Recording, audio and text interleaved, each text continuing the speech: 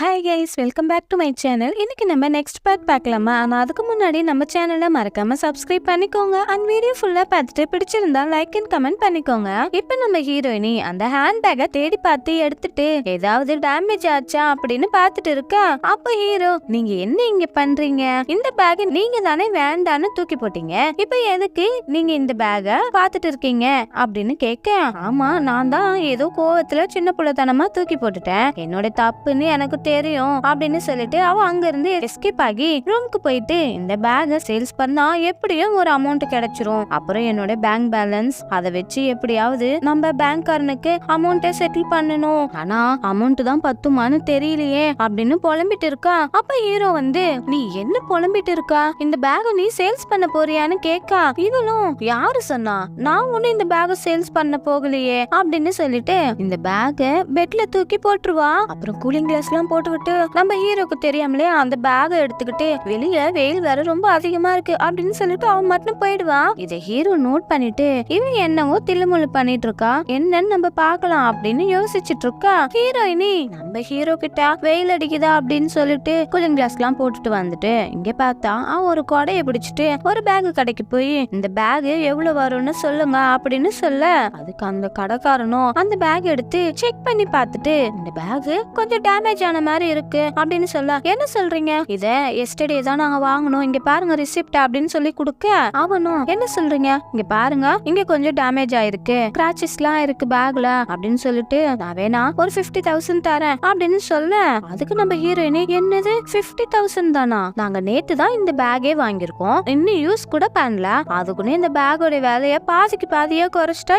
நானே ஒரு அப்பாவி தெரியத்தனமா இந்த அக்ரிமெண்ட்ல வேற சைன் பண்ணிட்டு அவன் கிட்ட மாட்டிட்டு முழிச்சிட்டு இருக்கான். இந்த ஆம்பளைங்களே இப்படிதான் அப்படின்னு 19 எல்லாம் பாய்ஸையும் பத்தி பேசிட்டு இருக்கா. இவனும், நீங்க என்ன பேசிட்டு இருக்கீங்க? நான் ஆல்ரெடி 50,000 ரூபாய் உங்களுக்கு அதிகமா தான் கொடுக்கறேன் அப்படின்னு சொல்ல, இவளும் கோவப்பட்டுட்டு நான் ஒண்ணு இந்த பேக விக்கல அப்படின்னு சொல்லி திரும்ப எடுத்துட்டு போக, உடனே அவனும், இல்ல சரி உங்களுக்காக வேணா ஒரு 60,000 தரேன் அப்படின்னு சொல்லுவான். இவன் திரும்பி வந்ததும் அந்த கடைக்காரன் கேட்பான், ஆமா நீங்க யார பத்தி இவ்வளவு நேரம் பேசிட்டு இருந்தீங்க அப்படின்னு கேட்க, அதுக்கு இவளும், உங்க வேலையை மட்டும் பாக்குறீங்களா அப்படின்னு சொல்லிட்டு நம்ம ஹீரோவை பத்தியே அவன்கிட்டயே தப்பு தப்பா சொல்லுவா. அந்த கடைக்காரனை சாருன்னு சொல்ல, அவன் உடனே சிலுக்கு மாதிரி, என்ன நீ பொண்ணுனே கூப்பிடலாம், நான் ஒரு பொண்ணாவே மாறிட்டான் அப்படின்னு சொல்லிட்டு, சரி நீ ரொம்ப கஷ்டப்படுற போல, உனக்காக வேணா நான் 80,000 ஃபைனல் பண்றேன். இவ்வளவு ஒரு வழியா அதை ஃபைனல் பண்ணிட்டு வெளியே வர, அப்ப நம்ம ஹீரோ வெளியே நிக்கிறான். அதை பார்த்தோன்னே இவளுக்கு ரொம்ப ஷாக்கிங் ஆயிடும். ஆமா நீங்க இங்க என்ன பண்ணிட்டு இருக்கீங்க அப்படின்னு கேட்க, அத நான் கேட்கணும், நீ இங்க என்ன பண்ணிட்டு இருக்கேன்னு என்ன பத்தி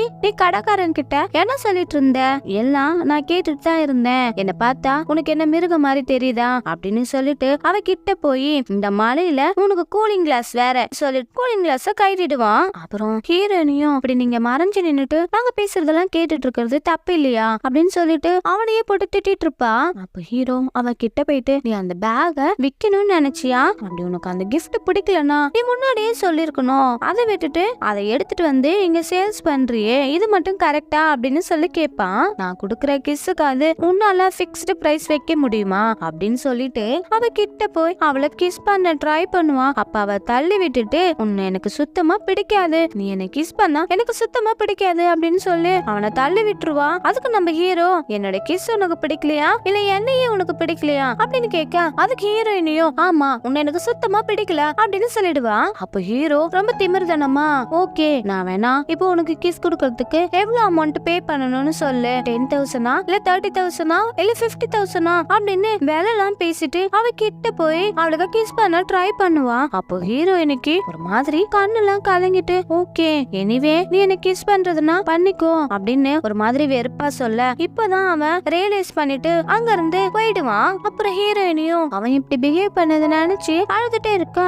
இங்க இந்த சிலுக்கு காஃபி குடிச்சிட்டு இருக்கும் போது சிபு பையன் வந்து அவகிட்ட ஹீரோத்தனமா பேச, இது அவளுக்கு பிடிக்காம, இங்க பாரு ஒழுங்கு மரியாதையா என் வழியில குறுக்க வராத, உன் வேலை என்னவோ அதை மட்டும் பாத்துட்டு போ அப்படின்னு சொல்ல, அப்போ இவனும், என்ன பேபி ரொம்ப தான் கோவப்படுறியே, அன்னைக்கு நைட் மட்டும் ரொம்ப வெக்கப்பட்டு இருந்த அப்படின்னு சொல்ல, இவ கோவப்பட்டு காஃபி எடுத்து அவன் மூஞ்சில ஊத்திட்டு அவன் அங்க இருந்து போயிடுவா.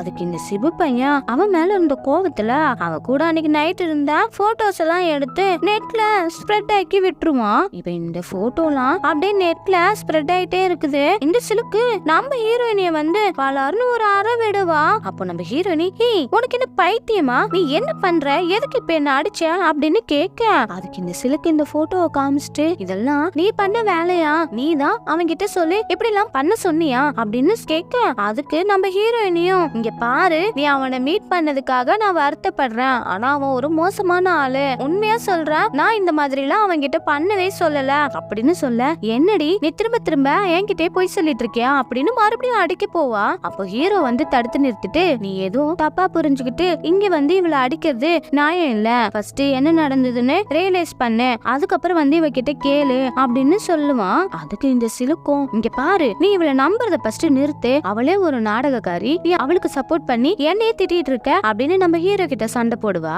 அப்ப அங்க இருக்கிறவங்க எல்லாம் அப்படியே பாத்துட்டு இருப்பாங்க. உடனே நம்ம ஹீரோயினையும் அப்படியே பாவப்பட்ட பொண்ணா நம்ம ஹீரோவா ஹக் பண்ணிப்பா. அப்போ ஹீரோவும் அவளை வெளியே கூட்டிட்டு போங்க அப்படின்னு ஒரு ஸ்டாஃப் கிட்ட சொல்ல, அவங்களும் கூட்டிட்டு போக, அப்போ நம்ம ஹீரோயினி நிஜமாவே நான் இந்த மாதிரி எல்லாம் பண்ணவே இல்ல அப்படின்னு நம்ம ஹீரோவை ஹக் பண்ணிக்கிட்டே சொல்ல, அதுக்கு ஹீரோவும் நான் உன்னை நம்புறேன், நீ அது எதை பத்தியும் கவலைப்படாத அப்படின்னு சொல்லிட்டே இருக்க. இவங்க ரெண்டு பேரும் ஹக் பண்ணிட்டு இருக்கிறத பார்த்துட்டு அங்க இருக்கவங்களாம், இவங்க ரெண்டு பேரும் ஒன்னா இருக்கிறதுனால அவளுக்கு பிடிக்கல போல, அதனாலதான் இந்த மாதிரி எல்லாம் பண்ணிட்டு இருக்கா அப்படின்னு அங்க இருக்கவங்க எல்லாம் பேசிட்டு இருக்காங்க.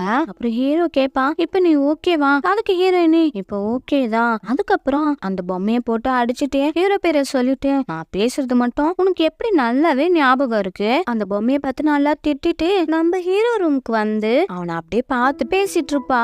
அப்போ உடனே ஹீரோவும் கண்ணு கூட திறக்காம, நீ என்ன பேசிட்டு இருந்தா நான் கேட்டுட்டேன் அப்படின்னு சொல்ல, இவளுக்கு செம்ம ஷாக்கிங் ஆயிடுது.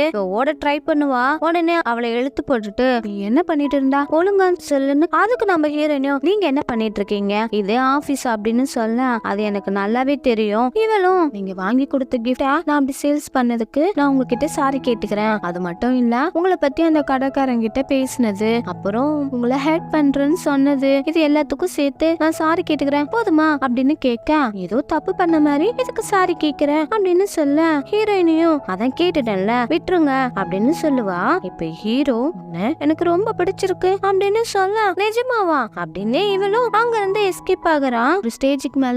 அதனால கண்ட்ரோலே பண்ண முடியாது, நம்ம ஹீரோயினிய கிஸ் பண்ண ட்ரை பண்ணுவான். அப்போ ஹீரோயினி சொல்லுவா, இங்க பாருங்க நான் ரொம்ப மோசமான பொண்ணு அப்படின்னு சொல்ல, அதுக்கு இவனும் நானும் உன்னை விட மோசமான பையன் அப்படின்னு சொல்லிட்டு ஹீரோயினிய கிஸ் பண்ணிடுவான். அப்புறம் அப்படியே கட் பண்ணா இங்க ஒரு வெளிய பார்க்ல ஊஞ்சல் கிட்ட வந்து நிப்பான். அப்ப ஹீரோயினி கேப்பா, இங்க எதுக்கு என்ன கூட்டிட்டு வந்தீங்க, அதுக்கு ஹீரோ சொல்லுவான், நான் அனாதையா இருந்தப்போ எனக்கு இந்த இடம் தான் ஒரு அடையாளம், நீங்க என்ன சொல்றீங்க எனக்கு ஒண்ணுமே புரியலையே அப்படின்னு கேட்க, அப்ப ஹீரோ சொல்லுவான், ஆமா நான் சின்ன வயசா இருந்த போது என்ன ரொம்ப கொடுமைப்படுத்தினாங்க, அப்பெல்லாம் இங்கதான் வந்து ஒளிஞ்சுப்பேன், ஒரு நாள் நான் தாத்தாவை இங்கதான் பார்த்தேன், அவர் எனக்கு ஒரு கிஃப்ட் கொடுத்தாரு, அப்புறம் என்னுடைய ஸ்டோரி எல்லாம் தெரிஞ்சுக்கிட்டு அவரே என்ன தத்தெடுக்க முயற்சி பண்ணாரு, அது மட்டும் இல்ல என்ன நல்ல ஸ்கூல்ல படிக்க வச்சாரு, ஒரு பிசினஸ் ரன் பண்ற அளவுக்கு நான் வளர்ந்திருக்கேன்னா அதுக்கு மெயின் ரீசனே தாத்தா தான், நான் அவருடைய ரத்த சம்பந்தம் இல்ல, இருந்தாலும் அவரு என்னுடைய குடும்பம் தான் அப்படின்னு அந்த டீடைல்ஸ் எல்லாம் நம்ம ஹீரோயினி கிட்ட சொல்லிட்டு இருக்கா. அப்போ ஹீரோயினி, நீங்க தாத்தாவால தத்தெடுக்கப்பட்டீங்களா,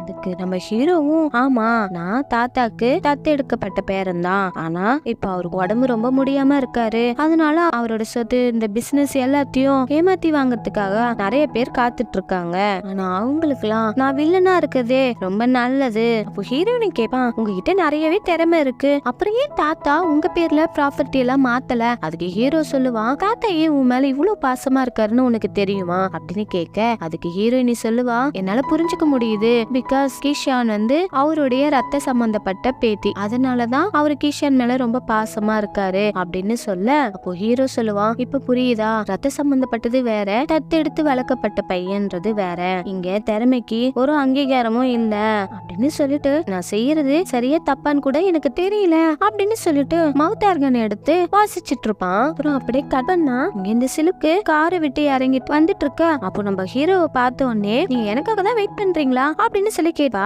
அப்ப ஹீரோ, இங்க பாரு நிஜமாவே அந்த போட்டோஸ் எல்லாம் நெட்ல விட்டது அவக்கு இல்ல, நீ தப்பா புரிஞ்சுக்கிட்டு இருக்க அப்படின்னு ஒரு போட்டோவை காமிச்சிட்டு பேசிட்டு இருப்பான். உனக்கு ஒரு சின்ன அட்வைஸ் பண்றேன், இதுக்கப்புறம் நீ யாரையும் உனக்காக யூஸ் பண்ணிக்காத அப்படின்னு சொல்லிட்டு கிளம்ப, இவளும் நம்ம ஹீரோவை ஹக் பண்ணிட்டு, என்னை விட்டுறாத, உன்னை எனக்கு ரொம்ப பிடிக்கும், என்ன அக்செப்ட் பண்ணிக்கோ, என் லவ் ஏத்துக்கோ அப்படின்னு சொல்லி கெஞ்சுவான். ஹீரோ கோவப்பட்டு, உனக்கு நான் எத்தனை தடவை தான் சொல்றது, நீ ஒரு தடவை சொன்னா புரிஞ்சுக்கவே மாட்டியா, நீ அவங்க குடும்பத்தை சேர்ந்தவங்க, ஆனா நான் அப்படி கிடையாது, ஒரு தத்து பையன், இதுக்கு மேல என்ன பேச வைக்காத அப்படின்னு சொல்லிட்டு அவன் அங்க இருந்து போய் போயிடுவான். அப்புறம் இங்க மிஸ்டர் கின் வந்து லிஃப்ட்டுக்காக வெயிட் பண்ணிட்டு இருப்பா. அப்போ ஹீரோயினி வந்து கேப்பா, மிஸ்டர் கின் நீங்களும் லிஃப்ட்டுக்காக தான் காத்துட்டு இருக்கீங்களா அப்படின்னு சொல்லிட்டு இருக்கா. அதுக்கு இவனும், இங்க பாருங்க நீங்க இந்த ஆபீஸை விட்டு வெளியே போறது ரொம்ப நல்லதுன்னு நினைக்கிறேன் அப்படின்னு சொல்ல, அப்போ ஹீரோயினி நீங்க என்ன சொல்றீங்க அப்படின்னு கேட்க, அதுக்கு இவனும், இங்க பாருங்க எனக்கு எல்லாம் தெரியும், பொய் சொல்றதுனால எல்லாமே மாறிடும்னு நீங்க நினைக்காதீங்க.